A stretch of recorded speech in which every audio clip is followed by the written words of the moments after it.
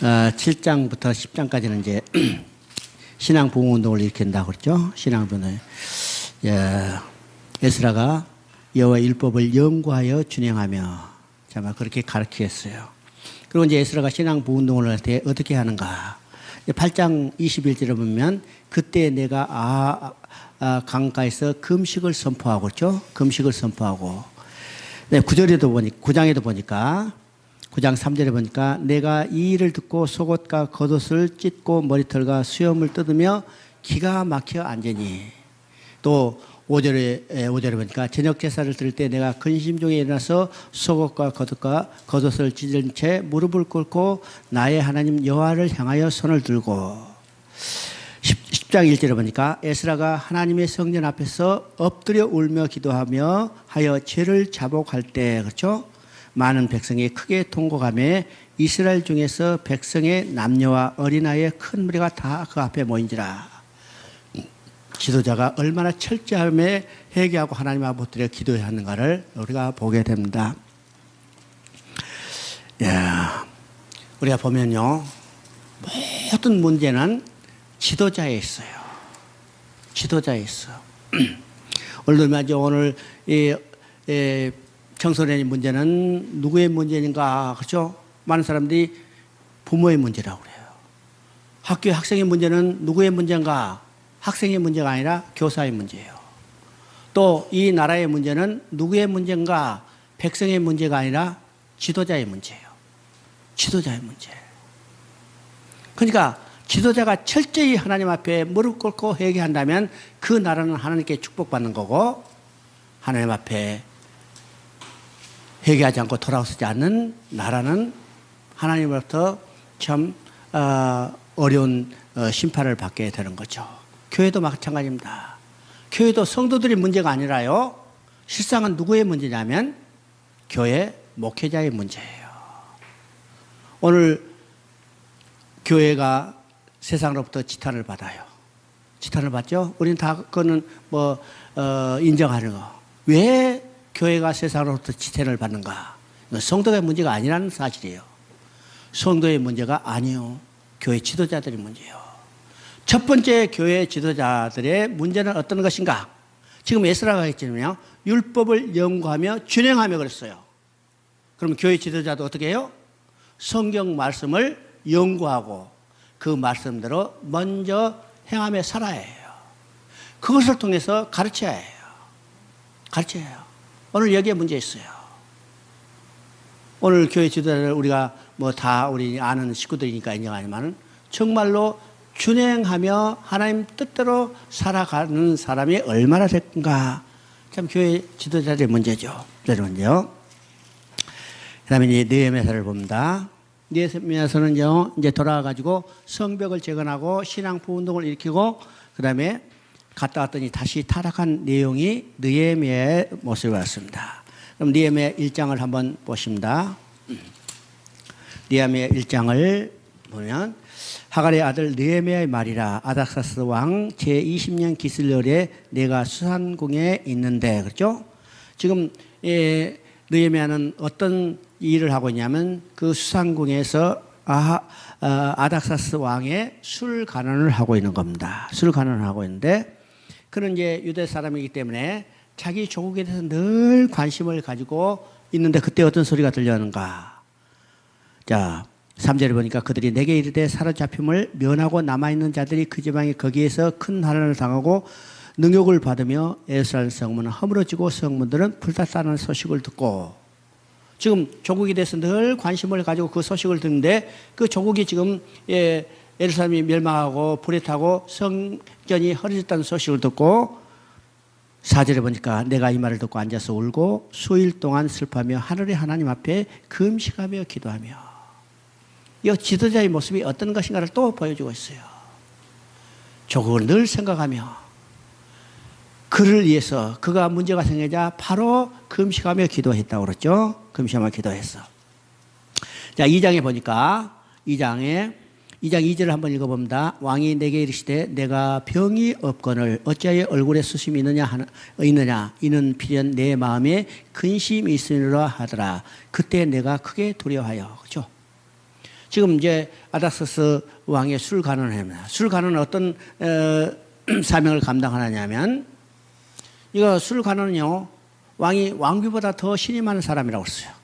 왜 왕이 왕비보다 더 신임할까? 술관원의 직무와 연관이 있습니다. 술관원의 직무는 왕이 음식을 먹기 전에 가장 마지막으로 음식을 시식해 보는 사람이 술관원의 사명이에요. 그러면 어떤 사람이요, 옛날에 독사를 많이 있었으니까 왕을 독살하기 위해서 음식에 독을 넣어놨다면 누가 먼저 죽어요? 술관원이 먼저 죽어요. 만약 술관원의 어떤 마음의 음흉한 계획을 가지고 속였다면 왕이 죽죠. 그렇기 때문에 술관원은 왕비보다 더 신임하는 사람이 술관원이에요. 자기 생명과 직접 연관이 있기 때문에. 그래서 술관원이 얼굴이 변했다면 그건 죽음이요. 그렇죠? 얼굴이 변한 것은 죽음이요. 자, 얼굴이 변한 것은 왜 얼굴이 변할까? 병들면 얼굴이 변해져. 아주 이렇게 벌거드한 얼굴이 병들면 누리팅팅해야 되죠. 병이 있으면 술관원을 할 수 없어요. 또 지금 이 아닥사스 왕이 이야기한 것처럼 내가 병이었거든 왜 여기 얼굴이 색깔이 변했냐? 너 틀림없이 마음에 근심이 있는구나. 그럼 뭐요? 마음에 다른 계획을 가지고 있다면, 독살할 마음을 가지고 있다면 얼굴이 변해. 그러면 얼굴이 변했다는 것은 즉시 죽음을 맞이한다는 것을 의미하는 거예요. 그런데 느헤미야는 왕으로부터 얼마나 신임을 받았으면 얼굴이 색이 변한 느헤미야를 보고 왕이 걱정하는 거예요. 내가 병이었거늘 어째서 얼굴이 그렇게 변했느냐? 내 마음에 무슨 근심이 틀림없이 있구나. 말해봐라 이 말이에요. 그때 느헤미야는 큰일 났네. 내 얼굴 변해서 어떻게 알았지? 그렇죠? 죽게 됐나? 그래서 두려워했다고 했어요. 왕께 대답하여 왕은 만세스럽소. 그리고 이제 그 두려움을 떨치고 자기가 가지고 있는 그 모든 것을 왕에게 말했더니 왕이 뭐라고 했어요? 야, 그러면 너 갔다 와라. 휴가를 줄 뿐만 아니라 어떻게 했어요?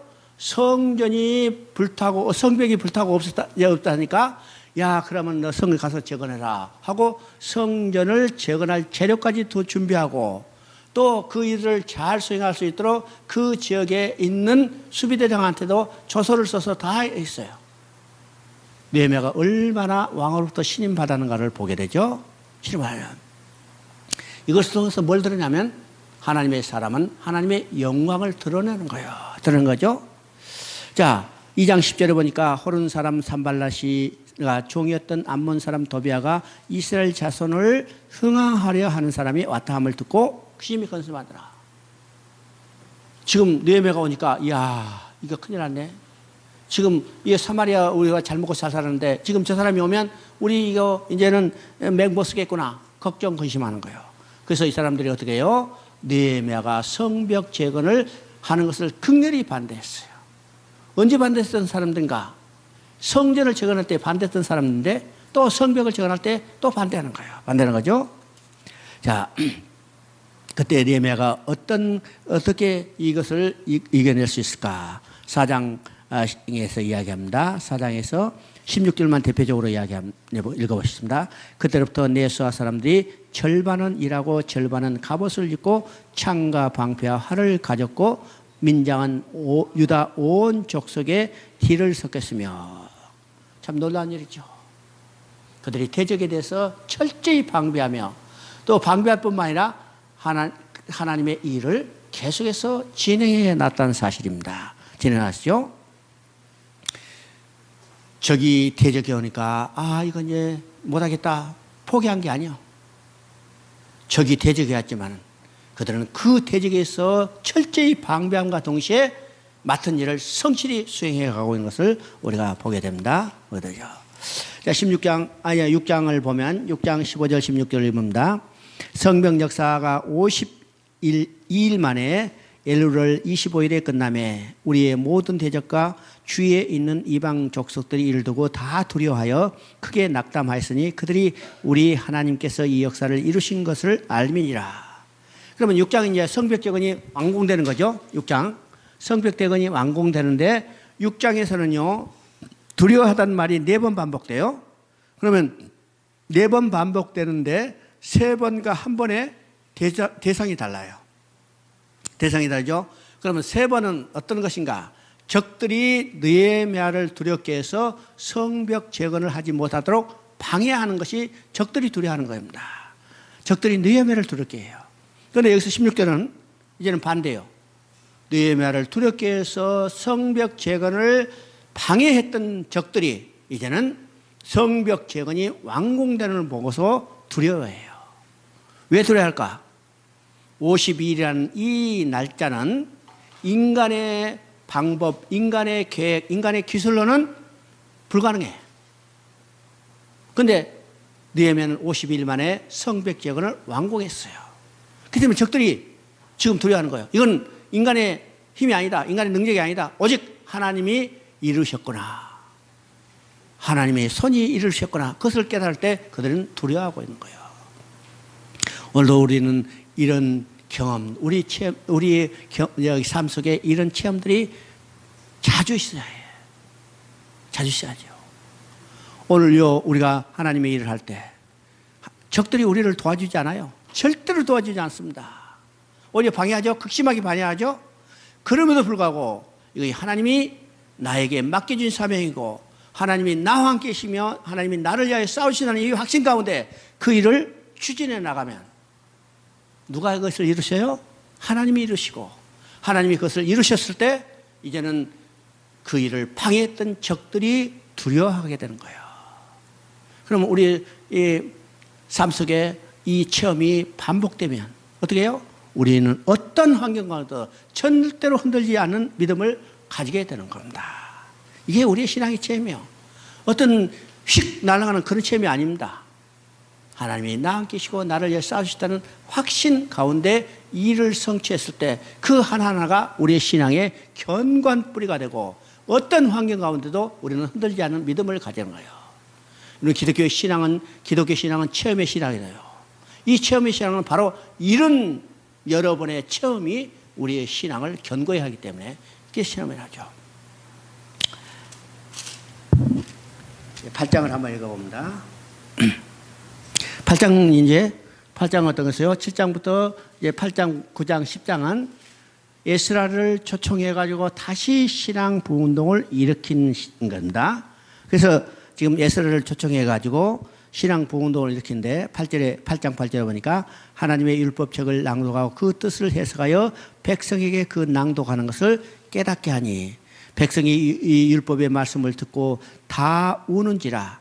총독 느헤미야와 제사장 겸 학사 에스라와 백성을 가르치는 네 사람들이 모든 백성에게 이르기를 오늘은 너희 하나님의 여호와의 선이니 슬퍼하지 말며 울지 말라. 그죠?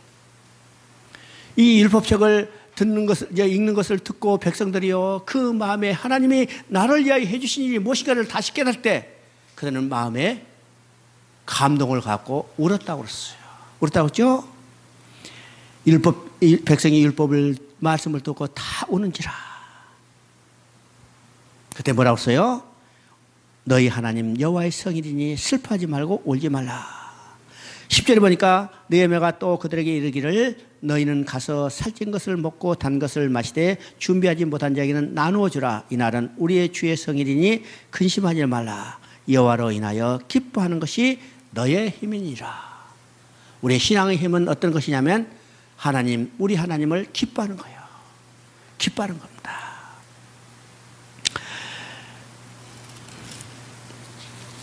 이제 9장 38절을 한번 읽어보고 싶다. 9장 38절 우리가 이 모든 일로 말미암아 이제 견고한 언약을 세워 기록하고 우리의 방백들과 레위 사람들과 제사장들이 다 임봉하나이다 하였느니라 그랬죠.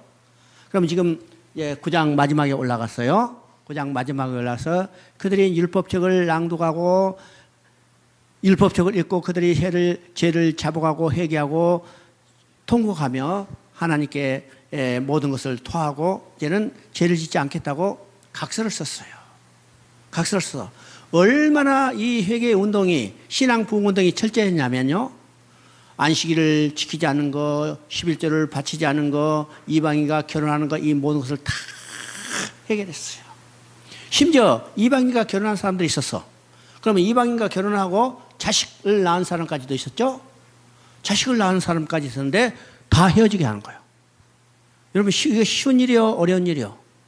쉬운 일이 아니에요.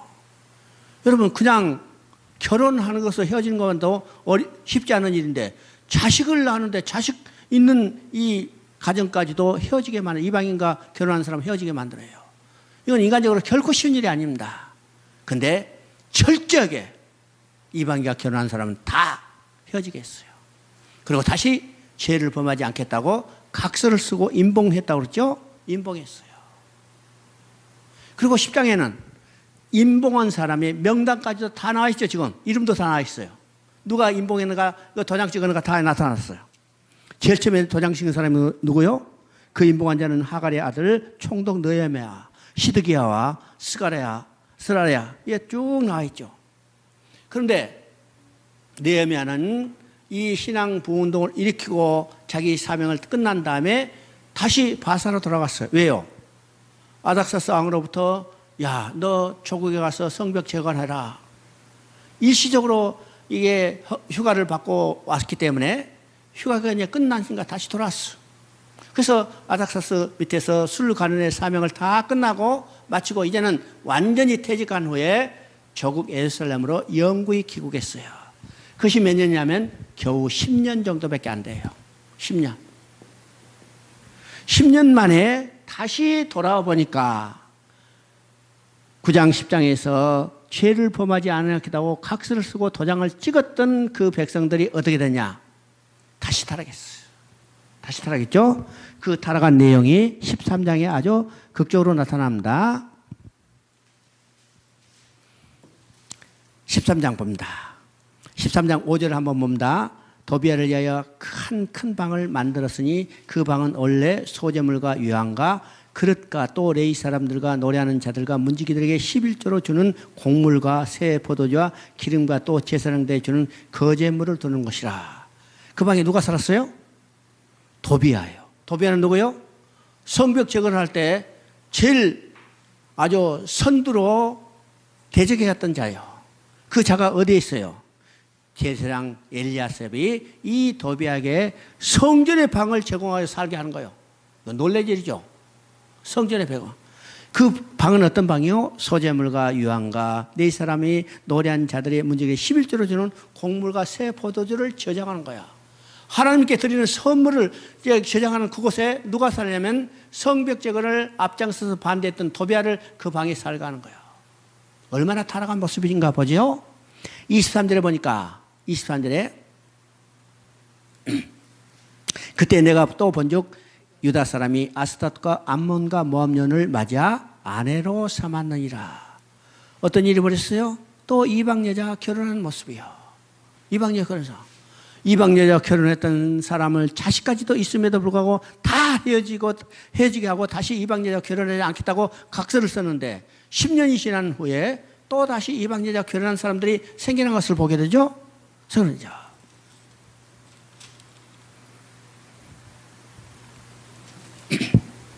이방 여자 결혼할 뿐만 아니라 그들이 안식일을 지키지 않고 또 11조를 제대로 드리지 않아.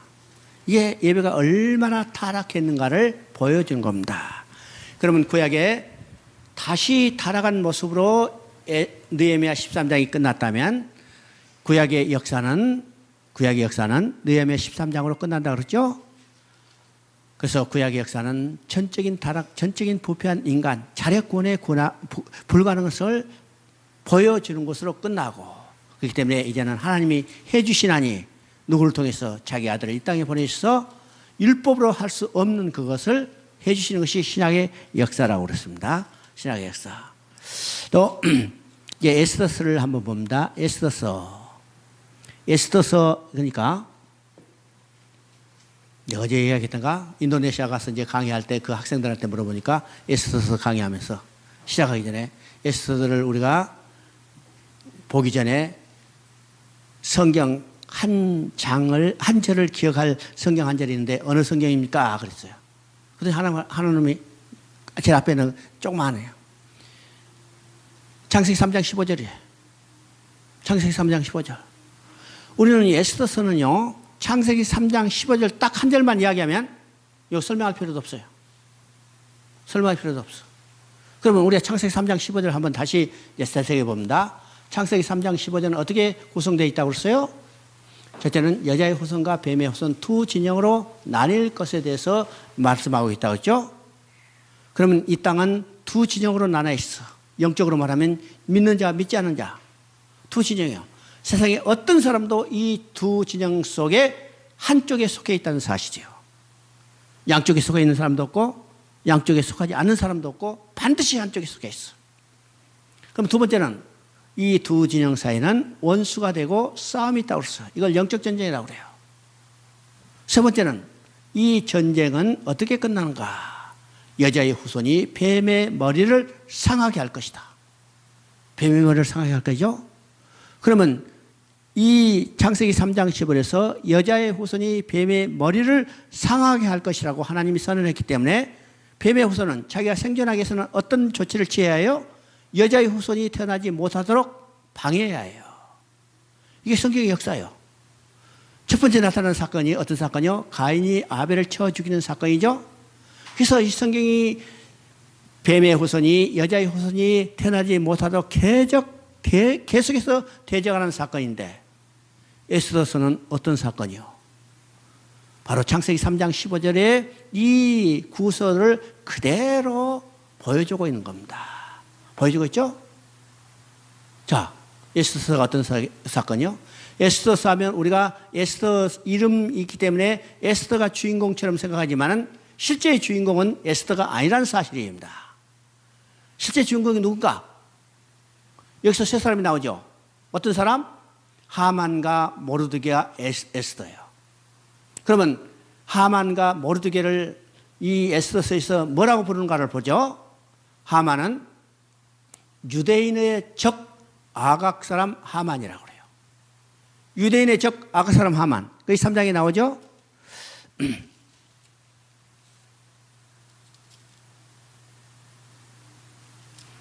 3장 10절 봅니다.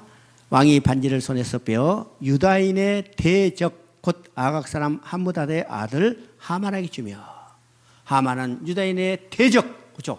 대적 아각 사람 하만. 여기서 아각 사람이라고 그랬어요. 아각 사람은 의미는 뭘까? 아각은 누구예요? 사무엘상 15장에 나온 사람인데 그 사람은요 지금 아말렉 왕 아각이요. 사울이 아말렉과 전쟁에서 전쟁할 때 하나님은 사무엘에게 통해서 사울에게 얘기했어요. 아말렉의 모든 것을 다 진멸하세요. 그렇죠. 근데 사울이 아말렉과 전쟁을 하고 승리하고 아말렉 왕 아각도 죽이지 않고 살려놨어요. 사무엘이 전쟁터에서 그것을 듣고 아각을 데려다가 그냥 처형했어. 그 후손이 누구냐면 아각 사람 하만이요. 아각 사람 하만. 그러면 아말렉 족속은 어떤 족속이요? 이스라엘 백성을 제일 먼저 출애굽할 때 대적했던 족속이고 하나님께서 이 족속에 대해서는 말했어요. 영원히 진멸해야 할 족속이다. 그렇죠? 그러니까 유대인의 대적이요. 그 대표가 누구냐면 유대인의 대적 아각 사람 하만.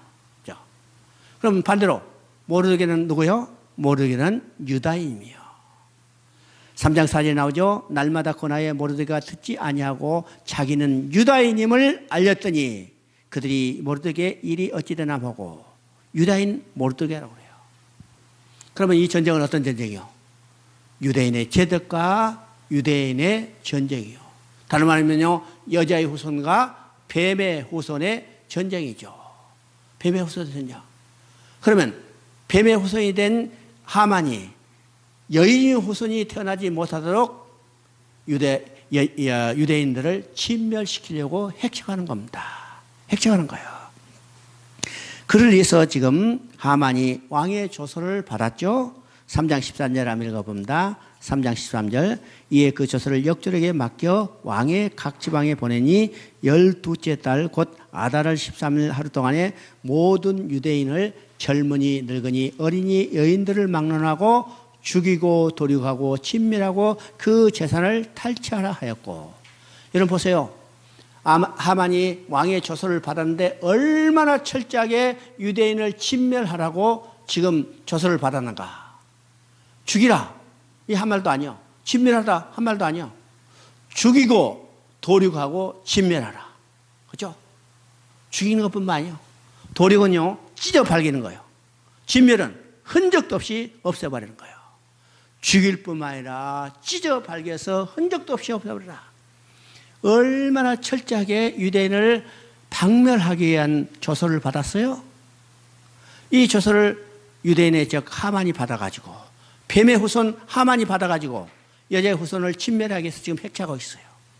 이 조서가 도착하면 바사에 남아있는 유대인은요 12월 13일에 죽임을 당하고 도륙함을 당하고 진멸하는 이 완전히 없어지는 그런 위기에 처했죠.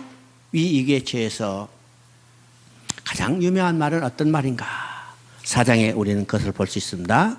4장 이 경각관에 모르드가 에스더에게 찾아왔어요. 하는 말이 뭐냐? 14절 읽어봅니다. 이때 내가 만일 잠잠하여 말이 없으면 유다인은 다른 데로 말미암아 노임과 구원을 얻으리냐. 너와 내 아버지 집은 멸망하리라. 내가 왕후의 자리를 얻은 것이 이때를 이함이 아닌지 누가 알겠느냐. 그렇죠? 여기서 중요한 확신은 뭐냐면 모르드게는 절대로 유대인이 멸망받지 않는다는 확신이요. 그렇죠? 절대로 유대인은 멸망받지 않아. 다른 데로 말미암아 노임과 구원을 얻으려냐. 에스더에 와가지고 야 큰일 났다. 유대인 다 죽게 생겼다. 이렇게 말하고 있지 않아요. 다른 데로 말미암아 노임과 구원을 얻으려냐. 유대인은 절대로 멸망받지 않는다는 확신이요. 왜요? 유대인은 어떤 백성이요? 하나님의 언약의 백성이요. 하나님이 그 언약을 유대인 가운데 지켜주기 위해서 하나님이 그들과 함께 계시고 하나님이 그들을 친히 지켜주시기 때문에 유대인은 결코 멸망받지 않아요. 유대인을 구원하기 위해서 하나님께서 너를 왕비의 자리에 앉혔는데 내가 그 사명을 감당하지 못한다면 유대인이 다 진멸받고 멸절되는 게 아니라 유대인은 다른 데로 말미암아 구원과 노임을 얻으리냐. 대신 그 사명을 감당하지 못하는 너는 하나님부터 버림을 받는다는 거예요. 하나님이 유대인을 구원하기 위해서 너를 구하였던 너를 왕의 자리에 앉혔는데 내가 그 사명을 감당하지 못하면 유대인이 멸망받는 게 아니라 내가 버림받고 하나님은 반드시 다른 방법을 통해서 유대인을 구원하신다는 거예요. 이거 오늘 우리에게 하신 말씀입니다. 하나님은 오늘 나를 들어서 체험으로 죽었던 영혼들을 살리게 한 하나님의 도구로 사용했어요. 만약 내가 그 사명을 제대로 감당하지 않는다면 하나님의 계획이 실패한 게 아니라 하나님은 다른 방법, 다른 도구를 써서 하나님의 계획과 목적을 반드시 성취하지만은 내 사명을 감당하지 못했던 나는 버림을 받는다는 사실이에요. 하나님이 하나님의 일을 하기 위해서 오늘 너를 들어 사용하시는데 내가 그대로 그 사명 제대로 감당하라는 촉구죠. 오늘 그 사명을 감당해요. 버림받지 않도록 그 사명을 제대로 감당해요. 그때 에스더가 이제 정신 바짝 들었어요. 야, 내가 할 일이 무엇인가. 4장 16절에 말합니다. 당신은 가서 수산에 있는 유대인을 다 모으고 나를 위하여 금식하되 밤낮 3일을 먹지도 말고 마시지도 마소서. 나도 나의 신녀와 더불어 이렇게 금식한 후에 규례를 어기고 왕에게 나아가리니 죽으면 죽으리라. 내 생명 이건 하나 문제가 하지 않을까요? 내게 맡긴 사명 생명을 다해서 감당하는 거예요. 성경은 이 사명을 감당할 때 우리가 죽기까지 자기 생명을 아끼지 않고 감당하도록 우리에게 말씀합니다. 왜요? 우리의 육신의 죽음이 끝이 아니죠. 육신의 죽음이 끝이 아니에요. 그보다 더 중요한 것이에요. 우리는 궁극적으로 하나님 앞에 나가는 거예요. 그 사명을 우리에게 또 다른 사명을 다른 사람을 구원하는 사명을 우리에게 줬기 때문에 우리는 죽기까지 그 생명을 감당해요. 계시록 12장 11절에 말합니다. 이기는 방법이 뭐였어요? 어린 양의 피와 자기의 증거하는 말과 죽기까지 자기의 생명을 아끼지 아니하고 이 사명을 감당했어요. 바로는 이 사명을요, 자기 생명을 아끼지 않고 감당했어요. 내가 주 예수께서 받은 바 사명과 달려갈 길을 마치야며 내 생명도 조금도 아끼지 않으라. 바로는 그 사명 제대로 감당했죠? 제대로 감당했어요. 오늘도 그 사명 우리가 감당해야 합니다. 에스더는 이 모르드게의 말을 듣고 이제 정신 버텨서 내가 죽으면 죽으리라. 자, 6장 1절을 읽어봅니다. 6장 1절. 그날 밤에 왕이 잠이 오지 아니하므로 명령하여 억대 일기를 가져다가 자기 앞에 읽히더니, 그죠? 지금 연회를 펼쳤는데 그날 밤에 이제 왕이 그 잠이 오지 않기 때문에 뭘 갖다 읽으냐면 역대일기를 읽었어요. 그 역대일기 가운데 어떤 거냐? 왕을 지금 시해하려는데 그것이 모르드게가 그것을 발견하고 그걸 제지했던 일을 기록된 거예요. 그것을 통해서 하만이 자기가 만들었던 장대에 달게 되는 역전의 극이 벌어지죠. 그래서 7절에 보니까 모르드게를 매달려 한 나무에 모르드게를 매달려고 한 나무에 하만을 다니 왕의 노가 그치니라. 여기 보세요. 지금 어떤 일이 벌어졌어요? 창세기 3장 15절에서 말했던 그대로 여자의 후손이 뱀의 머리를 상하게 할 것이다. 뱀의 후손 대표인 하만이 자기가 여자의 후손을 달려고 했던 그 나무에 자기가 달리는 모습을 보게 되죠. 바로 뭐죠? 자, 이 일로 인해서 부림절이라는 절기가 생깁니다. 9장 31절을 봅니다. 9장 31절. 정한 기간에 이 부림일을 지키게 하였으니 이는 유다인 모르드게가 왕후 에스더가 명령한 바와 유대인이 금식하여 부르짖는 것으로 말미암아 자기와 자기 자손을 위하여 정한 바가 있습니다. 부림절이 생겼습니다. 부림절은 이틀 동안 지키게 되는데 12월 13일 유대인을 다 죽이려고 이제 하만이 해치기 때문에 12월 14일과 15일 이틀 동안을 부림절을 지켰어요. 왜요? 14일을 다 죽임을 이제 당했고 15일 4일이라는 것은 구원받은 날 것을 상정하죠. 구원받은 상정이에요. 그래서 14일 6월절을 상정해서 구원받은 것을 하고 또 15일은 그들이 다시 부활한 것을 기념하는 겁니다. 그래서 14일, 15일. 그러면 이 부림절도 누구에 의해서 성취될 것을 예표해요? 예수 그리스도에 의해서 성취될 것을 예표해요. 우리 레위기에서 봤죠? 이스라엘의 모든 절기는 예수 그리스도에 의해서 성취될 것을 예표한다고 했어요. 그래서 후대 난 절기도 부림절도 수전절도 예수 그리스도에 의해서 성취될 것을 예표해요. 그러니까 유대인이 즐기는 지금까지 지켰던 모든 절기는 예수 그리스도와 연관되지 않는 절기는 하나도 없어요. 반드시 예수 그리스도에 의해서 성취된 것을 예표한다는 것을 우리가 알아야 합니다. 그러면 어떤 책을 볼 때 이 절기에 대해서 설명할 때 이것은요 종교적인 절이고 이것은 농사절이다 이렇게 구분한 적이 있어요. 물론요 농사절기하고 연관된 유대 절기라도 그것은 반드시 예수 그리스도에 의해서 성취될 것을 예표한다는 사실을 우리가 알아야 합니다. 그럼 농사절기와 여기 연관된 절기가 어떤 절기가 있어요? 초실절이에요. 그렇죠? 초실절이 농사절기가 여기 있어요. 곡식의 첫 이사를 제사장이 가면 제사장이 하나님 앞에 흔들어 드리라. 이건 농사절기하고 관계있죠? 또 어떤 절기? 초막절이에요. 이건 수장절이라니까 농사를 다 거둬들어서 다 곡간에 넣은 후에 이 초막절을 지켜요. 그래서 다른 곳에는 수장절이라고 했어요. 농사절기와 관계되지만은 이 초막절도 누구에서 성취될 것을 예표해요? 예수 그리스도요.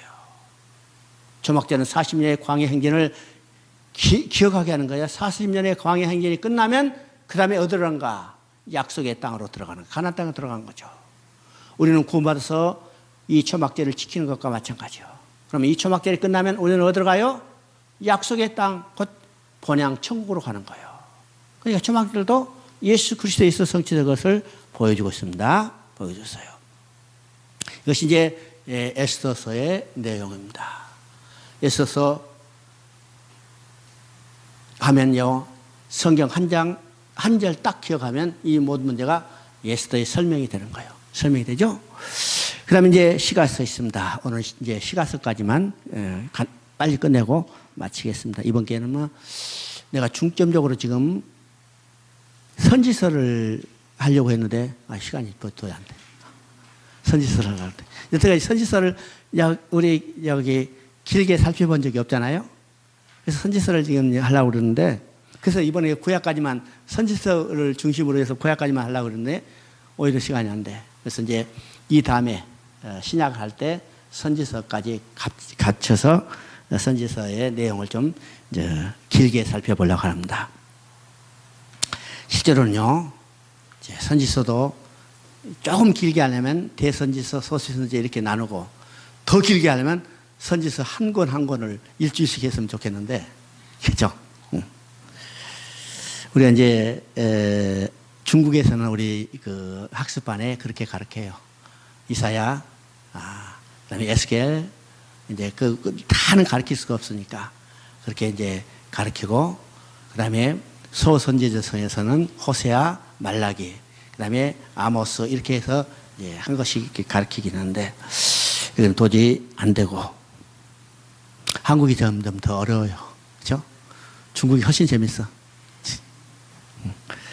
그다음에 이제 시가서는 이제 5권의 시가서가 있죠. 5권의 시가서가 있는데, 그러면 우리가 시가서를 읽을 때도 가장 중요한 전제는 뭐냐? 요한복음 5장 39절의 전제를 떠나서는 안 돼요. 요한복음 5장 39절의 전제가 어떤 것이요? 너희가 영생을 얻으려고 성경을 연구하거냐? 성경이 내게 대해서 증거한 것이라 그러죠. 그러면 시가서도 성경이기 때문에 시가서도 누구를 증거하냐면 예수 그리스도를 증거해요. 그래서 우리가 시가서를 읽을 때도 누구를 만나야 하면 예수 그리스도를 만나야 해요. 인간이 가장 중요한 것이 어떠냐면 하나님 앞에 다시 돌아가는 일이요. 그렇죠? 그럼 누구를 통해서 돌아가는가? 오직 한 길이요. 예수 그리스도를 통해서만 돌아갈 수 있어요. 예수 그리스도, 어떤 예수 그리스도? 십자가에 못 박힌 예수 그리스도를 통해서만 하나님께 다시 돌아갈 수 있어요. 그렇기 때문에 우리 인간의 가장 중요한 것은 하나님께 다시 돌아가는 일이고, 그 하나님께 다시 돌아가는 일은 십자가에 못 박힌 예수 그리스도를 만나고 우리가 믿어야 돌아갈 수 있기 때문에 성경 전체가 예수 그리스도를 증거하는 것이고 시가서도 예수 그리스도를 증거하는 거니까 이 시가서 속에 우리는 예수 그리스도를 만나야죠. 예수를 만나야 해요. 이게 성경을 우리가 대할 때 가장 중요한 전제예요. 이것에 대해서 누가복음 24장 44절은 또 구체적으로 했죠. 너희가 모세의 율법과 선지자의 글과 시편에 가르쳐 나에 대해서 증거한 것을 너희가 깨닫지 못했느냐. 좀 구체적으로 이야기했어요. 모세의 율법, 이것은 지금까지 배웠던 율법서예요. 여기 역사서예요. 선지자의 글, 우리가 나중에 배울 17권의 선지서죠. 이건 시편, 이건 다윗 시편뿐만 아니라 시가서 5권을 이야기해요. 구체적으로 나에 대해서 증거한 것을 깨닫지 못했느냐. 누구에 대해서? 예수 그리스도예요. 그러니까 우리가 시가서를 읽을 때도 그 속에 예수 그리스도를 만나고 우리가 믿게 될 때 하나님 앞에 다시 돌아갈 수 있어요. 그래서 이 시가서를 읽을 때도 그 주제가 무엇인가 그리스도를 발견해야죠. 그러면 시가서는요 5권이 있는데 이 5권이 이제 시대적 배경이 어떤 것인가를 이해해야 이해할 수 있어요. 그러면 시가서 5권은 뒤에서부터 시작하면 잠언과 전도서, 아가서는 누가 썼냐면 솔로몬이 썼어요. 그렇죠? 이건 명확한 이 저자가 나타나니까 솔로몬이 썼어. 그러면 솔로몬이 썼다면 이 시대는 어느 시대냐면 열왕기 상 시대죠. 열왕기 상, 솔로몬이 통치하던 시대. 그 다음에 시편은 몇 년도에 얼마에 걸려서 써진 기간이냐면 1000년의 역사예요. 1000년의 역사. 왜요? 시편은 한 사람의 기록이 아니고 5사람이 기록했는데 저자의 가장 오래된 사람은 누구냐면 모세예요. 시편 90편은 모세가 기록한 시편이죠. 그러면 모세가 시편을 기록한 때는 언제냐면 BC 1500년대요. 1500년대. 그리고 시편을 마지막으로 기록된 때는 언제냐면 바벨론 포로에서 돌아올 때 시편 137편이요. 그러면 BC 1500년부터 돌아올 때, 바벨론 포로로 돌아올 때 530년, 537년까지 기간하면 전체 1000년이 거죠. 1000년에 걸쳐서 시편이 기록된 것을 편집했어요. 또 시편은요, 5사람이 기록했기 때문에 5사람 이상이 기록했는데 한 사람이 기록한 주제를 딱 이야기하기는 힘들죠. 그러나 시편도 성경이기 때문에 시편 전체가 누구를 증거하냐면 예수 그리스도를 증거해요. 시편은요, 대부분이 다윗이 썼는데 다윗이 등장인물로 해서 다윗이 경험한 사실을 통해서 다윗을 저자로 해서 예수 그리스도에서 성취될 것을 증거하고 있다는 사실을 우리가 먼저 깨닫게 되는 겁니다. 깨닫게 되는 거죠. 그 다음에 이제 한 권의 시가서가 있는데 그것은 욥기입니다. 욥기는 언제 누가 썼는지 알지 못하는 거예요. 욥기 저자 지금도 알 수 없고 욥기가 언제 써졌는지 알 수도 없죠. 그러면 욥기의 시대적 배경을 우리가 욥기 자체를 통해서 보면 욥기의 의미가 무엇인가를 우리가 생각해야 되는 겁니다. 그러면 욥기서의 시대적 배경을 욥기 자체를 통해서 보면 언제 시대적 배경인가? 욥기는 창세 시대가 그 시대적 배경인 것을 우리가 알게 돼요. 왜일까? 첫째는 번제에 있어요. 욥기는 번제로부터 시작해서 번제로 끝나죠. 욥기 1장 5절에 욥이 자기 집에서 잔치를 드리고 자식들이 죄를 범했을까 봐 하나님 앞에 번제를 드려요. 그리고 욥기 42장 8절에 모든 변론이 끝나고 하나님께서 욥의 세 친구에게 짐승을 가져와서 욥에게 통해서 번제를 드리라고 그래요. 그러면 번제로부터 시작해서 번제로 끝나는데 그러면 욥이 번제를 어디서 드리는가? 자기 집에서 번제를 드려요. 그러면 출애굽 시대 이후라면 번제를 어디서 누가 드리냐면 제사장이 성막에서 드려야죠. 제사장이 성막에서 번제를 드리는데 지금 욥기에 나오는 번제는 욥이 자기 집에서 드린다는 것은 이건 족장시대의 동시대예요. 족장시대 동시대. 이래서 창세시대라고 봅니다. 그리고 욥이 살았던 나이가 약 200살 정도 되는데 그러면 200살이면 어느 시대 사람들하고 비슷하면 아브라함. 그 시대 사람들하고 비슷하기 때문에 욥기의 시대적 배경을 창세시대라고 합니다. 창세시대. 그러면 욥기의 이 시대적 배경을 가지고 우리가 욥기를 이해해야죠. 시대적 배경. 그러면 욥기는 어떤 것을 우리에게 말씀하기 위해서 썼을까? 그죠? 어떤 것을? 그럼 많은 사람이 욥기에 대해서 욥기의 주제를 의인이 왜 고난을 받는가? 의인이 왜 고난을 받는 것에 대해서 아주 욥기의 주제를 삼고 그것을 해결하는 방법으로 썼지만은 의인이 왜 고난을 받는가? 이것을 가지고 욥기를 이해하려면 이해할 수 없다는 거예요. 이건 철학적인 논쟁에 불과하다는 사실이요. 논쟁에 불과하다. 철학적인 논쟁에 불과하기 때문에 이 논쟁을 가지고 아무리 아주 오묘하게 썼다지만은 이건 문제가 해결될 수 없어요. 왜요? 이 논제 자체가 잘못됐기 때문이요. 이 논제가 자체가 잘못됐죠? 그러면 왜 논제가 잘못됐을까? 의인이 왜 고난을 받는가? 이 논제는 근본적으로 성립이 안 돼요. 왜요? 의인은 없나니 하나도 없으며. 의인은 없나니 하나도 없어요. 그런데 의인이 왜 고난을 받는가? 이 논제는 근본적으로 성립이 안 되죠. 그래서 이것을 가지고 아무리 열심히 연구해봤자 헛일이요. 어려워요. 그러면 욥기를 통해서 하나님이 말씀하시는 하나님의 뜻이 무엇인가를 우리는 생각해 봐야죠. 이건 창세시대 배경이라고 했죠. 그러면 창세시대 어떤 일이 벌어졌을까 생각해 봅니다. 창세시대 어떤 일이 벌어졌을까? 하나님이 자기 형상대로 지어서 하나님이 보시기에 좋았더라고 지은 우주 만물 가운데 두시고 하나님과 인간이 교제하며 기뻐하며 즐거워하며 살기를 원하는데 그 인간이 어떻게 됐어요? 사단의 유혹을 받고 사단의 노예로 전락됐어요. 누구의 이름이 모독받았어요? 누구의 영광이 훼손됐어요? 하나님의 이름이 모독받고 하나님의 영광이 훼손됐어요. 그러면 하나님의 구원 계획을 이루시는 하나님의 마음은 어떤 것이라고 했어요? 이사야 48장 11절에 말하죠. 내가 나를 위하여 내 이름을 누구에게 모독받았으면 내 영광은 누구에게 찬탈당하려. 하나님은 구원 계획을 이루시는 하나님의 마음은 자신을 위해서요. 자신의 훼손된 이름과 자신의 훼손된 영광을 회복하게 했어요. 그러면 아담으로 인하여 모독받은 하나님의 이름과 하나님의 영광을 누가 어떻게 회복해 줄까? 그래서 하나님은 욥을 사단 앞에 내어놨어요. 욥을 통해서 하나님은 아담으로 인하여 모독받은 하나님의 이름과 그 영광을 회복해 주기를 원한 거죠.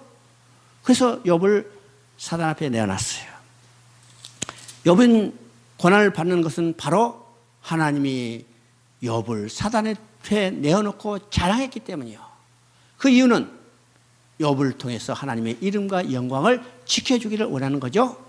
자, 1장 8절을 읽어봅니다. 여호와께서 사단에게 이르시되 내가 내 종 욥을 유하여 보느냐. 그와 같이 온전하고 정직하여 하나님을 경외하며 악에 떠난 자는 세상에 없느니라. 어느 날 사단이 하나님 앞에 나타났어요. 하나님 물어봅니다. 너 어디 갔었냐 했더니 내가 세상을 두루 돌아다니다 왔나이다. 그때 하나님이 사단에게 말하죠. 그러면 내 종 욥을 유하여 봤느냐. 그와 같이 온전하고 정직하여 하나님을 경외하며 악에 떠난 자는 세상에 없느니라. 욥을 사단 앞에 내어놓고 욥을 자랑했어요.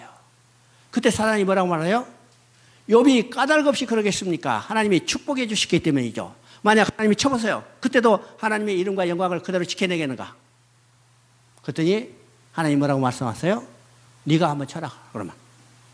그러면 하나님의 허락하셔서 사단이 욥에 고난을 주는 거죠. 그래서 10 자식이 다 죽어가고 또 많은 가축도 다 없어졌어요. 이 고난이 시작됐죠. 이 고난이 시작된 가운데도 욥은 하나님의 이름을 더럽히지 않았어요. 하나님의 영광을 훼손하지 않았어요. 그것이 1장 21절 22절에 나옵니다.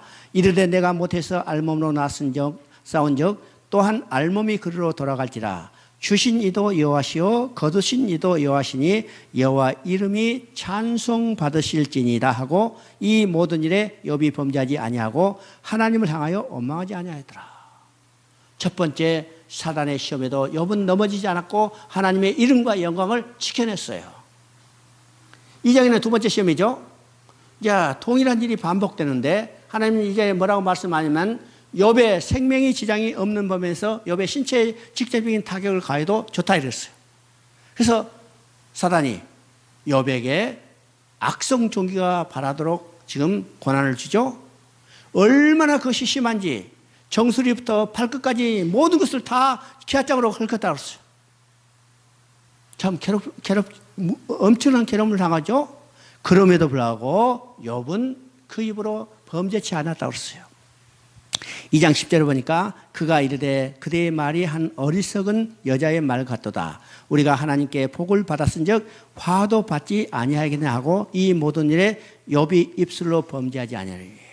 두 번째 시험에도요. 욥은 사단에게 넘어지지 않고 하나님의 이름과 영광을 지켜냈죠. 이제 문제는 어디서부터 시작되냐. 욥이 고난받고 있다는 소식을 들은 세 친구가 욥을 이문하러 왔어요. 이문하러 왔죠. 그것이 이제 11절부터 이야기합니다. 2장 11절부터. 자, 세 친구가 욥을 이문하러 와서 딱 보니까 할 말이 잃어버렸어. 왜 그럴까? 욥이 얼마나 악성 종기가 심했으면 기아장으로 그를 그냥 완전히 긁어가지고 훑어가지고 발끝부터 정수리까지 다 피부가 벗겨져서 보이는 것은 뭐예요? 두 눈깔밖에 안 보여. 그죠? 형체도 못 알아봐. 눈깔 두 개만 떠벌락 있었어. 그러니까 세 친구가 이문하러 왔다가 이문할 말이 없어. 그래서 네 사람이, 그렇죠? 이문하러 온 세 친구와 욥이 할 말을 잊어버리고 서로 쳐다보고만 있었는데 며칠 동안? 일주일 동안. 그렇죠? 일주일 동안 할 말을 잊어보고 쳐다보고 있어요. 일주일 동안 쳐다보면 얼마나 답답하고 안타까워요. 답답한 것은 누굴까? 새 친구가 아니라 욥 자신이요. 그래서 일주일 만에 마음에 지금 우라통도 터지고 아프기도 하고 참 괴롭고 하니까 독백을 내뱉는 겁니다. 독백을 내뱉는 것이 어디냐면 3장이요. 3장 1절에 봅니다. 그 후에, 이 그 후에라는 말은 일주일 동안 아무 말 없이 쳐다보고 있다가 이 말이에요. 쳐다보고 있다가 그 후에 욥의 입을 열어 자기 생일을 저주하니라 그랬죠. 이제 11절을 보면 어찌하여 내가 태에서 죽어 나오지 아니하였던가? 어찌하여 내 어머니가 해산할 때 내가 숨지지 아니하였던가? 1절에 보니까 자기 생활을 저주해요. 또 11절에 보니까 여기서부터는 어찌하여라는 말이 계속 반복해서 나오는데 이 말은요 어떤 의미냐면 자기를 낳게 한 테러에 대해서 곧 어머니에 대해서 원망하는 거예요. 그럼 우리가 생각해봅니다. 자기 생일을 저주하고 자기를 낳아준 어머니 태를 원망하는 누구에 대한 원망이요? 생명의 근원 대신 하나님에 대한 원망의 불평입니다. 그러면 사단의 시험의 첫 번째, 두 번째 하나님의 이름과 영광을 지켜냈던 욥도 근본적으로 근원적으로 하나님의 영광과 이름을 지켜내지 못했다는 거죠. 하나님께 원망을 불평했어요. 그러면 아담으로 인해서 모독받은 하나님의 이름과 영광은 인간 누구도 지켜낼 수 없다는 거예요. 인간 누구도 지켜낼 수 없어. 누구만 지켜낼 수 있을까? 마태복음을 통해서 우리가 보게 되죠. 예수님이 이 땅에 오셨어요. 공생애를 시작해. 공생애를 시작하니 어떤 일이 벌어졌어요? 40일 동안 줄이신 후에 40일 동안 줄이셨죠? 가장 약하고 힘들 때 성령께서 예수님을 광야로 내모신지라고 했어요. 그러면 예수님이 약할 때 성령 그를 지켜주시는데 거꾸로 광야로 내모셨어. 누구 앞에 내놨어요? 사단 앞에 내어놨어요. 사단 앞에 내놨어. 그럼 누가 앞에 내놨어요? 하나님께서 성령을 통해서 성자 예수님을 사단 앞에 내어놨어요. 무엇을 위해서? 아담을 넘어지게 한 것처럼 이 성자 그리스도를 넘어지게 해보라는 거예요. 넘어지는 거. 사단이 예수님을 세 가지 시험을 하죠. 이 세 가지 시험의 내용은요, 아담이 에덴 동산에서 넘어졌던 바로 이 세 가지 유혹입니다. 아담은 가장 좋은 환경 가운데서 사단의 유혹에 넘어졌어요. 그런데 예수님은 40일 줄이신 후에 광야에서, 그렇죠? 광야에서 사단의 유혹에 넘어지지 않고 이기셨어요. 이기셨어. 예수님이 사단의 유혹에 이기자 사단은 온데간데 없어지고 천사들이 그의 수종을 든다라고 그랬죠. 그러면 이 의미는 뭔가? 아담으로 인하여 모독받았던 하나님의 이름과 영광은 인간 누구도 회복할 수 없고 오직 하나님의 아들 예수 그리스도만이 회복할 수 있다는 것을 보여주는 겁니다. 그러면 예수님이 이 땅에 오신 목적이 뭐냐면 잃어버린 자를 찾아 구원하려 오시는데 그 궁극적인 목적은 하나님 자신의 영광과 이름을 회복시키는 데 있어요. 어떻게 해야 하나님의 이름과 영광이 회복돼요? 잃어버린 자기 백성을 찾으실 때 하나님의 이름은 회복돼요. 하나님의 영광은 회복돼요. 예수님의 십자가 죽으심은 그래서 하나님의 영광을 회복시키는 일이라고 요한복음은 말하죠. 하나님의 영광을 회복시키는 일이에요. 욥기는 바로 이것을 우리에게 보여주기는 하나님의 뜻이 담겨 있다는 사실을 우리가 보게 됩니다. 그리고 이제 4장부터 이제 32장까지는 이 세 친구가 더불어 지루하리만큼 변론이 이루어져요.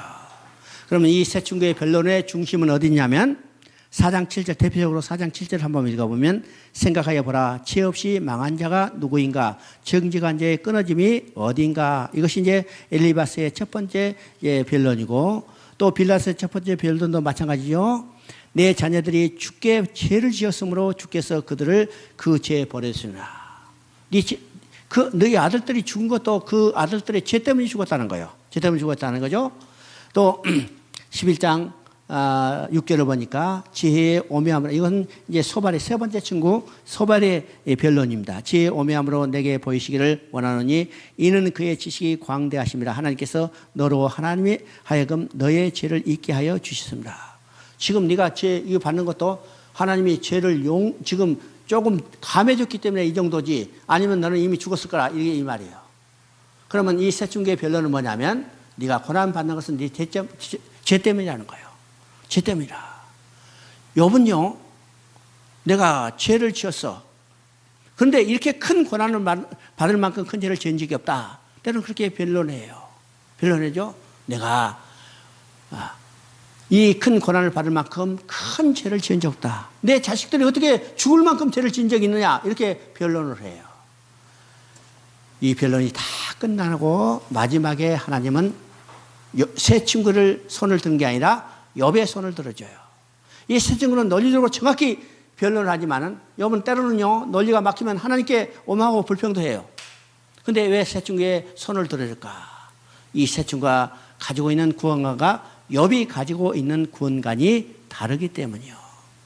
그러면 이 세 친구가 가지고 있는 구원관은 어떤 거냐면 율법적인 구원관입니다. 근데 욥은 구속자를 믿고 있었어요. 구원자를 믿죠? 이 말은 그리스도를 통하지 않고는 누구도 하나님 앞에 나아갈 수 없다는 것을 욥은 이미 믿고 있었다는 거예요. 믿고 있었다는 거죠. 그것이 어디서 드러날까? 16장 19절에 보니까 지금 나의 증인이 하늘에 계시고 나의 중보자가 높은 데 계시니라. 나의 증인이 하늘에 계시고, 그렇죠? 나의 중보자가 높은 데 계시냐. 이거 중보자예요. 근데 그 중보자는 어떤 일을 하는가? 사람과 하나님 사이와 인자와 그 이웃 사이에 중재하시기를 원하노라. 그러면 사람과 하나님 사이의 중보자는 누구세요? 사람과 하나님 사이의 중보자는 한 분이시 곧 우리 주 예수 그리스도라. 중보자를 통해서 욥은요, 우리의 중보자 되실 예수 그리스도를 믿고 있었다는 거예요. 또 19절에도 그 명확하게 나오죠. 19장 25절에 보면 19장 25절 내가 알기에는 나의 대속자가 살아계시니 마침내 그가 땅에 서실 것이라. 여기는 분명히 대속자에 대해서 믿었어요. 바로 우리 대속자는 누구요? 이 땅에 오신 예수 그리스도요. 내가 섬김을 받으려 온 게 아니라 도리어 섬기라고 많은 사람을 위한 대속물이 되려 합니다. 주님은 우리의 죄를 대속하기 위해서 이 땅에 오셨죠? 마침내 그가 대속자가 이 땅에 서실 것이라. 욥으로는요, 이 대속자가 언제 이 땅에 오실지를 몰랐지만은 반드시 오실 것을 확신했어요. 그 대속자는 이 땅에 오셨어요. 그분이 바로 예수 그리스도죠. 육신을 입고 이 땅에 예수님은 오셨어요. 26절을 보면요, 부활의 신앙을 가지고 있습니다. 23장 10절을 보면 욥은 어떤 것을 믿었냐면 하나님의 주권을 인정하고 믿는 거예요. 그가 나의 가는 길을 아시나니. 우리는 우리가 가는 길도 알지 못해요. 우리가 가는 길 알아요? 여러분, 우리가 가는 길을 아는 것처럼 생각하지만은 언제 죽을지도 모르는 인생들이잖아요. 언제 죽을지도 모르는 인생들. 언제 죽을지도 모르는 인생이라는 것은 우리가 우리의 길을 알지 못한다는 거예요. 그렇죠? 우리의 종말은 우리의 죽음으로 끝나는데 그 죽음의 길을 우리가 알지 못해. 언제 죽을지 몰라. 그러면 우리가 우리의 길을 알지 못하는 거예요. 내가 내 길을 알았다면 오늘 이 시간이요, 여러분을 절대로 만나는 일이 없었어. 절대로 만나는 일이 없었어. 근데 내 길을 내가 알지 못해. 하나님은 여러 가지 길을 통해서 나를 오늘 이 길로 인도하시고 오늘 여러분을 만나게 하신 거예요. 여러분을 만나요. 우리는 우리의 길을 알지 못해요. 오직 내 길은 누가 아셔요? 절대자이신 하나님만이 아시고 그 절대의 뜻대로 그 길을 인도해 가시기 때문에 나는 모든 것을 누구에게 의탁하면 돼요? 그분에게 맡기고 의뢰하면 그분이 친히 자신의 뜻대로 우리의 길을 인도해 가신다는 것을 알죠? 여러분, 이것을 이미 고백하고 있습니다. 이제 마지막에 보면요, 마지막에 하나님께서 이 새친구에게 욥에 가서 번제를 드리라고 그래요. 그리고 이 새친구를 책망하죠. 그러면 이 하나님의 이 새친구를 책망하는 이유가 무엇인가 생각이죠. 논리적으로 정확히 표현했는데 이 새친구를 마지막에 책망하고 있어요. 왜 새친구를 책망하고 있을까? 세 가지 이유에서요. 첫째는 욥의 고난에 나타나는 하나님의 뜻을 이 새친구는 전혀 알지 못하고 있다는 거예요. 지금 욥의 고난이 왜 나타났어요? 욥을 통해서 하나님은 어떻게 모독받은 하나님의 이름과 영광을 회복해 줄 건가? 그것을 보여주기 위해서 욥이 고난을 받게 되죠. 그러니까 욥에 나타나는 하나님의 뜻을 이 세상으로 전혀 알지 못하고 네가 고난받은 것은 네 죄 때문이라고만 책망하고 있는 거예요. 그렇게만 변론하고 있는 거예요. 그렇기 때문에 하나님은 욥에 나타나는 욥의 고난에 나타나는 이 하나님의 뜻을 알지 못하는 이 세 친구를 책망하고 있는 겁니다. 두 번째, 이 세 친구를 책망하는 이유는 지금 세 친구는 지금 뭐라고 그래요? 네가 고난받은 것은 네 죄 때문이라고 그래요. 죄를 정죄하고 있죠. 네가 고난받은 것은 네 죄 때문이다. 그러면 죄를 정죄하실 수 있는 분은 누구요? 오직 하나님뿐이요. 오직 하나님만이 인간의 죄를 정죄할 수 있는데 이 세 친구는 네가 보는 것은 네 죄 때문이다. 그 죄인인 것을 정죄하고 있죠. 그러면 이 세 친구가 욥이의 죄를 정죄하면 그가 누구의 이치에 있다는 거예요? 스스로 하나님 이치에 있다는 거예요. 스스로 하나님 이치에 있다는 거예요. 세 번째는 네가 지금 고난받는 것은 네 죄 때문이다. 그렇죠? 네 죄 때문에 네가 고난받는다. 그러면 고난받지 않는 세 친구는 죄인이란 말이요, 죄인이 아니란 말이요? 죄인이 아니란 말이요. 네가 고난받은 것은 네 죄 때문이다. 고난받지 않은 우리는 죄가 없기 때문이다. 그러면 뭘 의미해요? 죄인은 모든 사람이 죄를 범하였으면 하나님의 영광이 이르마니 의인은 없나니 하나도 없다다. 네가 받는 것은 네 죄 때문이다. 고난받지 않은 나는 죄가 없기 때문에 나는 의인이다. 스스로 이야기하죠. 그렇기 때문에 하나님은 이 세 친구를 책망하고 있는 거예요. 책망하는 거예요. 오늘 우리도 이런 경우들이 많죠. 이런 경우들이 많아요. 사람의 죄는 하나님만이 정죄할 수 있는데 우리 스스로 다른 사람의 죄를 정죄하는 경우들이 많이 있어요. 많이 있죠.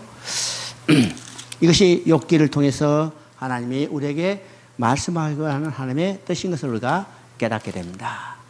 그 다음에 이제 시편을 한번 보십니다.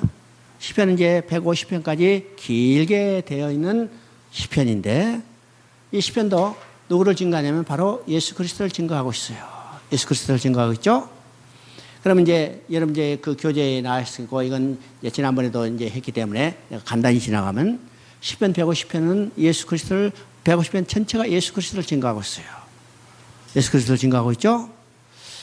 그러면 시편 1편의 구도를 보면 시편 전체의 구도를 볼 때 시편 1편의 구도는 세 부분으로 구성되어 있는데 그 세 부분은 어떻게 되어 있는가? 첫 번째는요, 두 진영으로 나뉠 것에 대해서 이야기하고 있어요. 그 두 진영은 어떤 진영인가? 의인과 악인의 진영으로 나눠 있어요. 그래서 1편에 나오죠? 의인과 악인이 나와요. 그러면 의인과 악인 두 진영, 이건 이 세상에 어떤 나라 어떤 민족도 나라가 많다 하더라도 영적으로 보면 두 나라 두 민족만이 존재하겠다 그랬죠? 그러면 의인은 어떤 것인가? 이건 윤리적 도덕적 의인이 아니라 의인, 성경에서 말한 의인은 하나님 앞에 다시 돌아가게 된 사람이 의인입니다. 그렇죠? 악인은 하나님 앞에 다시 돌아가게 되지 못한 사람이 악인이요. 그러면 오늘 말하면 믿는 사람과 믿지 않은 사람 두 진영이에요. 믿는 사람은 의인이요, 하나님 앞에 다시 돌아간 사람이요. 믿지 않은 사람은 악인이요, 하나님 앞에 다시 돌아가지 못한 사람이요. 그러면 의인과 악인 두 진영으로 나누는데 이 두 사람이 가는 길이 있어요. 두 진영이 가는 길이 있죠. 의인은 의인의 길을 가고 악인은 악인의 길을 가요. 그러면 길을 가다 보면 종점이 나와요. 끝이 나오죠. 그러면 의인은 의인의 길을 가고 그 종점, 종말은 생명이요. 악인의 길을 가고 그 종말은 사망이요. 이거 시편 1편의 구도입니다. 시편 1편의 구도죠. 의인이 누구라고요? 예수를 믿고 하나님 앞에 나가게 된 사람이 의인이요. 악인은 예수를 믿지 않고 하나님 앞에 나아가지 못하게 된 사람이 악인이요. 그럼 시편 1편이 이 구도로 되어 있다면 시편 전체가 이 구도로 구성되어 있다는 겁니다. 그죠? 그러면 시편 150편을 보면 어떻게 되냐면 시편 150편은 전체가 다 1절부터 6절 사이에 여호와를 찬양하라는 말로 되어 있어요. 그럼 시편 1편은 복 있는 사람이 되어 있죠? 복 있는 사람은 여러분 성경의 복은 어떤 복이라고 했어요? 성경에서 복은 여기 복에 대한 개념이죠. 성경에서 말하는 복은 세상적인 복이 아니고 육신적인 복이 아니고 하늘에 속한 모든 신령한 복인데 이 복은 누구를 통해서 얻을 수 있냐면 예수 그리스도를 통해서 얻을 수 있는 사람이에요. 이게 바로 성경이 말하는 복이죠. 성경이 말하는 복고. 그래서 일정에 복 있는 사람은 악인의 길을 쫓지 않으며 죄인의 길에 서지 아니하며 오만한 자리에 앉지 않고 오직 여호와의 율법을 즐거하며 그 율법을 주야로 묵상하는 자로다. 그럼 여기서 율법 하면요 우리가 얼른 쉽게 십계명 이렇게만 생각하지만은 여기서 율법은 여호와의 모든 약속과 함께 그에게 우리에게 주신 말씀이라는 사실을 알아야 합니다. 이것이 여호와의 율법이에요. 약속과 함께 우리에게 주신 말씀, 이 모든 것이 여호와의 율법이에요. 율법이에요. 인생에 가야 할 방향도 제시해주고 살아갈 방법도 제시해주고 우리가 붙들어야 할 약속도 제시해주고 이 모든 것이 여호와의 율법입니다. 이 율법을 주야로 묵상한다고 그랬어요. 묵상하는 것은 어떤 것인가? 그냥 머릿속에 그냥 뺑뺑 돌리는 거 이런 말이 아니고 묵상한다는 것은 배우고 훈련하고 실천하는 거예요. 우리가 생각하는 것보다 훨씬 더 엄중한 이야기죠. 배우고 훈련하고 실천하는 거예요. 어떤 것을? 하나님이 우리에게 주신 모든 약속의 말씀과 우리가 지키고 행할 모든 것들을 우리가 배우고 훈련하고 묵상해. 묵상이죠.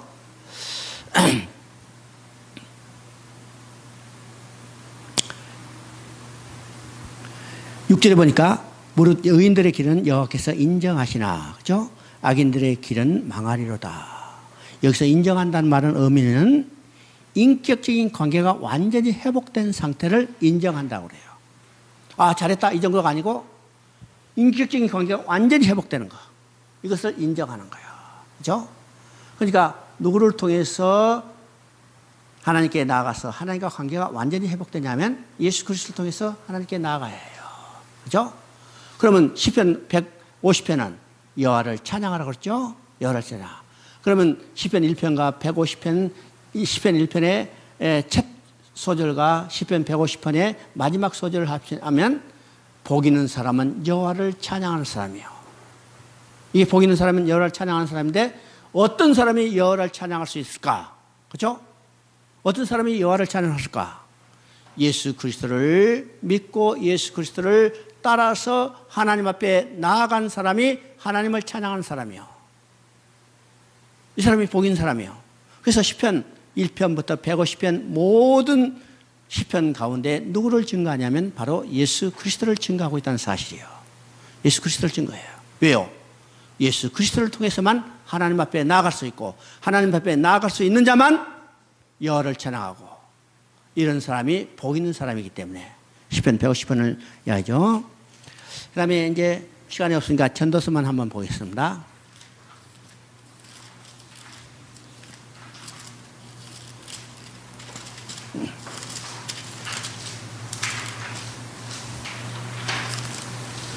전도서 이제 솔로몬이 있었다고 그랬죠. 솔로몬이 있었다는데 전도서 1장 1절을 한번 읽어봅니다. 다윗을 예루살렘 왕 전도자의 말씀이라.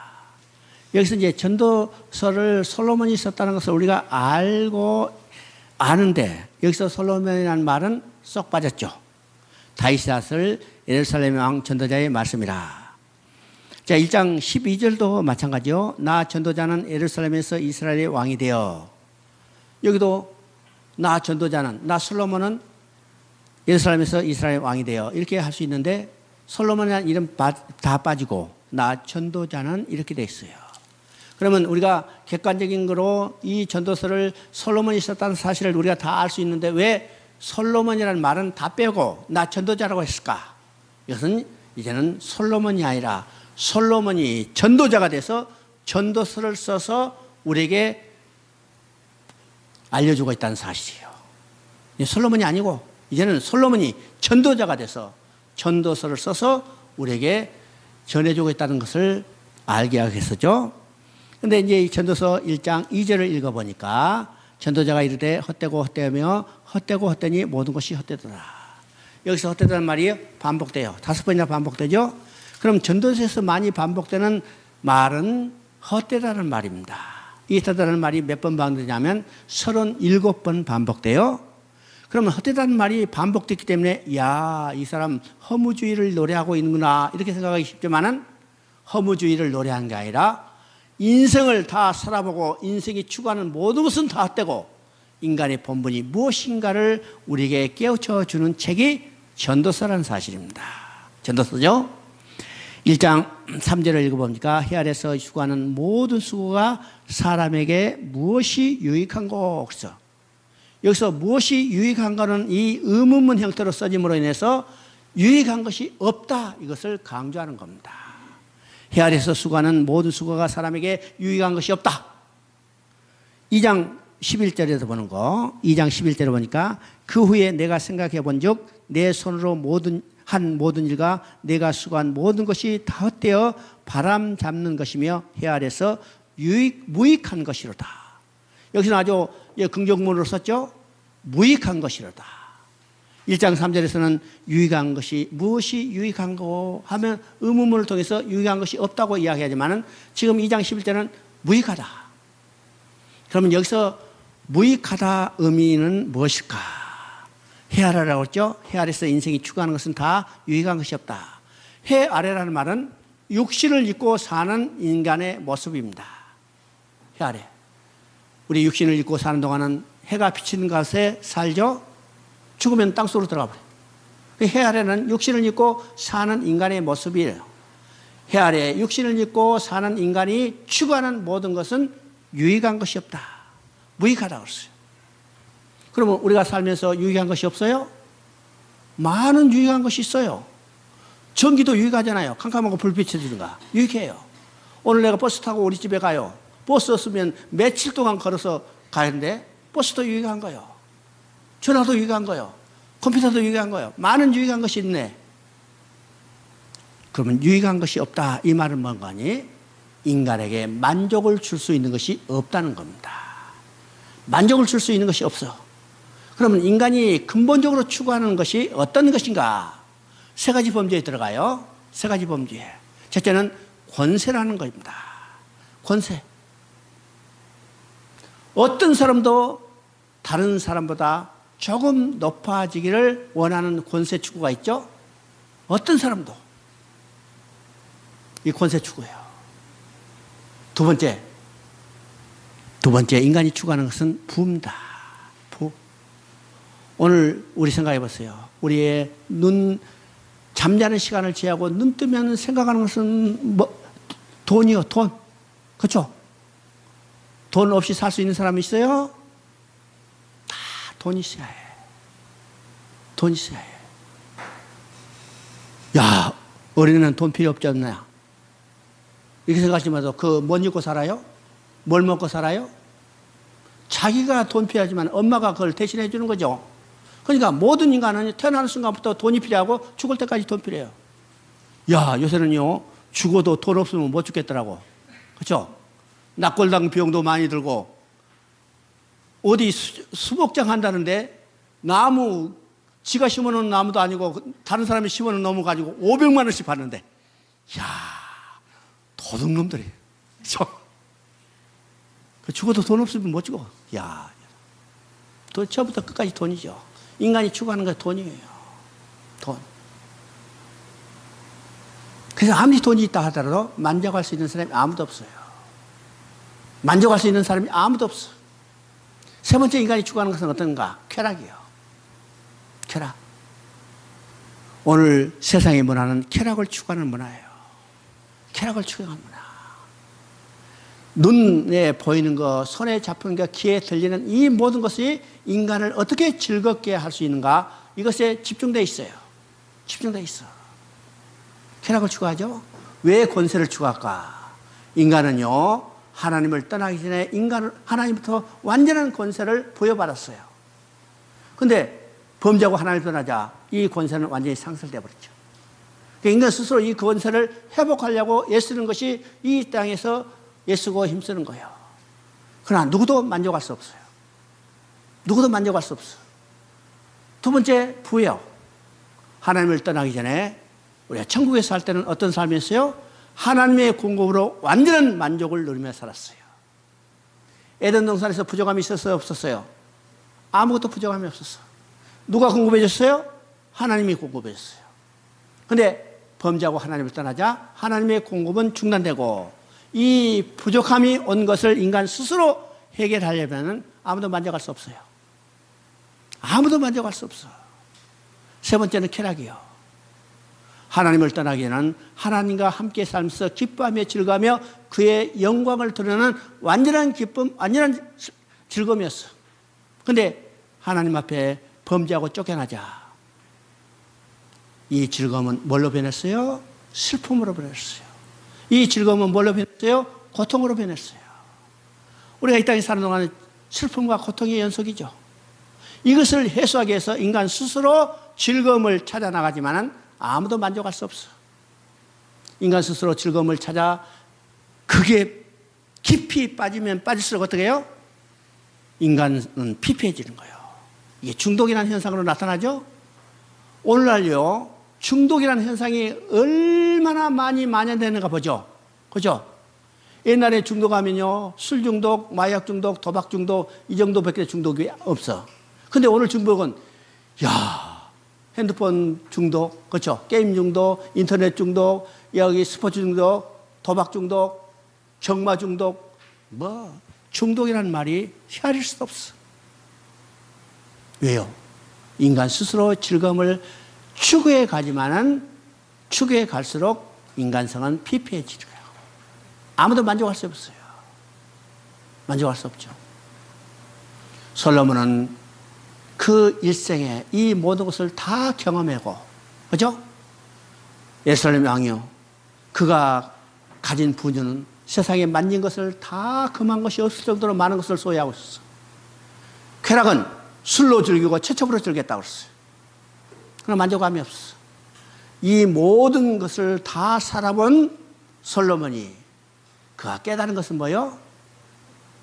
인간이 이 땅에서 헤아려 추구하는 것은 다 만족감이 없고 인간의 본분이 무엇인가를 알게 해주는 거예요. 그럼 인간의 본분은 어떤 것인가? 그것이 이제 여러 깨달음의 단계가 있지만은 마지막에 깨달음의 단계는 12장 13절에 있습니다. 12장 13절. 이래 결국은 다 들었으니 하나님을 경외하고 그의 명령을 지킬지어다. 이것이 모든 사람의 본분이니라. 자, 앞에서도 이제 하나님을 경외하라는 말이 여러 번 반복되죠. 그리고 이 하나님을 경외하라는 것은 욥기에서도 하나님을 경외하라, 시편에서도 하나님을 경외하라, 잠언에서도 하나님을 경외하라는 말이 나오지만은 하나님을 경외하는 것이 인간의 본분이라고 이야기하는 것은 잠언서 12장 13절에만 나오는 거예요. 그러면 하나님을 경외하는 것이 사람의 본분이라 했는데 그러면 이것이 어떤 의미인가를 생각해야죠. 먼저 우리가 사람의 본분이 무엇인가를 생각해야 해요. 본분이라는 것은요, 어떤 물건이 만들어진 목적대로 사용되는 것이 본분입니다. 만들어진 목적대로 사용되는 것이 본분이요. 그러면 이 마이크가 만들어진 목적은 이 마이크를 통해서 큰 소리를 내게 해가지고 사람들이 잘 알아듣을 수 있도록 하는 것이 이 마이크의 목적이요. 그런데 이 마이크를 가지고 앞에 조는 사람 머리를 때렸다면 본분이 아니죠. 이거 본분이 아니에요. 만들어진 목적대로 사용되는 것이 본분이요. 이거는 본분의 개념도 우리가 정확히 해야 합니다. 오늘날요, 이제 노노나 공자명자는 사람의 본분이 착하게 살고 거짓말 안 하고 다른 사람 도와주고 신실하게 하라. 이것이 사람의 본분이라 이렇게 도덕적으로 가르쳐요. 이건 성경이 말하는 본분이 아닙니다. 성경이 말하는 본분은 지어진 목적대로 사용되는 것이 본분이에요. 그럼 사람의 본분은 어떤 것이요? 사람의 지어진 목적이 무엇인가를 생각해요. 사람의 지어진 목적. 우리는 에스더민스터 신앙고백서 1절에 보죠. 사람의 제일된 목적은 무엇이뇨? 우리는요, 소요리 문답의 1조에 왜 이 말을 썼을까 하는 것을 우리가 생각해봐요. 인간의 본분, 사람의 지어진 목적대로 사는 것이 가장 중요한 일이에요. 잠시만요. 그러면 사람의 본분, 사람의 지어진 목적은 하나님이 자기 형상대로 지었고 형상대로 지은 인간과 함께 살면서 기뻐하며 즐거워하며 그의 영광을 드러내는 것이 하나님이 인간을 창조한 목적이에요. 인간은 이 목적대로 되돌아가야, 이 목적대로 살아야 해요. 이것이 사람의 본분이에요. 이 땅에 권세를 추구하고 부를 추구하고 쾌락을 추구하는 아무 만족도 없어. 하나님께 다시 돌아가서 하나님의 영광을 바라보고 즐거운 삶을 누리는 것이 인간의 본분이죠. 그런데 하나님을 경외하는 것이 인간의 사람의 본분이다. 왜 하나님을 경외하는 것이 사람의 본분이랄까? 그러면 이 경외라는 말도 우리가 생각해 봐야죠. 경외라는 말은 어떤 말인가? 우리가 경외하면요, 존경하고 두려운 마음. 이것을 경외라는 게, 성경에서 이 경외는 근본적으로 어떤 것을 이해하냐면, 이 경외라는 말이 제일 먼저 나오는 것은 어디냐? 창세기 22장 12절이에요. 창세기 22장 12절에 어떤 내용이 나냐면, 아브라함이 자기 아들 이삭을 지금 여기 묶어서 번제로 드리려 할 때 칼로 잡으려는 상황 하늘에서 급한 음성이 들렸어요. 아브라함아 내 아들 독자 이삭에 손대지 마라. 이제야 내가 나를 경외하는 줄 알았노라 그랬어요. 여기서 경외하는 말은 아주 중요한 의미가 있죠. 이제야 내가 나를 경외하는 줄 알았노라. 두려워하고 존경한다는 의미가 아니죠. 여기서는 경외하는 줄 알았다는 말은 아브라함은 하나님의 약속을 확실하게 믿었다는 사실이에요. 그렇기 때문에 왜요? 그렇기 때문에 하나님께서 명령하신 자기 아들을 칼로 잡아서 죽일 수 있는 거예요. 그 순간에 하나님께서 내가 나를 경외한 줄 알았다고 그랬죠? 그러면 아브라함은 무엇을 믿었어요? 무엇을 믿었어요? 하나님의 약속의 말씀을 믿었어요. 하나님의 약속의 말씀, 하나님의 약속을 말씀을 믿었기 때문에 아브라함은 누구를 믿었냐면 죽은 자를 살리시는 하나님을 믿었다고 그랬죠? 죽은 자를 살리시는 하나님을 믿었다고 했어요. 이게 로마서 4장 17절입니다. 왜 죽은 자를 살리시는 하나님을 믿을 수 있을까? 하나님의 약속이 어떤 것이었어요? 내 후손이 하늘의 별같이 많아지라. 내 후손이 땅의 들같이 많아지라. 내 후손이 바다의 모래같이 많아지라. 이 약속을 주셨죠. 이 약속을 지키기 위해서는 내가 이 독자 이삭을 내가 칼로 잡아서 번제로 죽여드린다 하더라도 하나님이 약속을 지키기 위해서는 반드시 다시 살릴 것을 믿었어요. 믿었기 때문에 독자 이삭을 번제로 드릴 수 있었죠. 그것을 하나님이 보신 거죠. 내가 내 약속을 이제는 확실하게 믿겠구나. 그러면 하나님의 약속은 어떤 것이었어요? 내가 너로 큰 민족을 이루라. 자손이 많아지고 그 자손은 궁극적으로 누구에 대한 이야기라고 했어요? 예수 그리스도예요. 그러면 아브라함은 누구를 믿었어요? 예수 그리스도를 믿어. 그러면 하나님을 경외한다는 말은 그 약속을 믿는 것이고 그 약속은 예수 그리스도고, 아브라함은 뭘 믿었어요? 하나님의 약속, 예수 그리스도를 믿은 거예요. 이것이 하나님의 경외예요. 그러면 하나님을 경외하는 것이 사람의 본분이라. 누구를 믿는 거예요? 하나님의 약속을 믿는 거고, 그 약속의 내용은 그리스도를 믿는 거고, 그리스도를 믿음으로 하나님 앞에 다시 돌아가서 하나님과 함께 살면서 기뻐하며 즐거워하며 그의 영광을 드러내는 삶을 사는 거예요.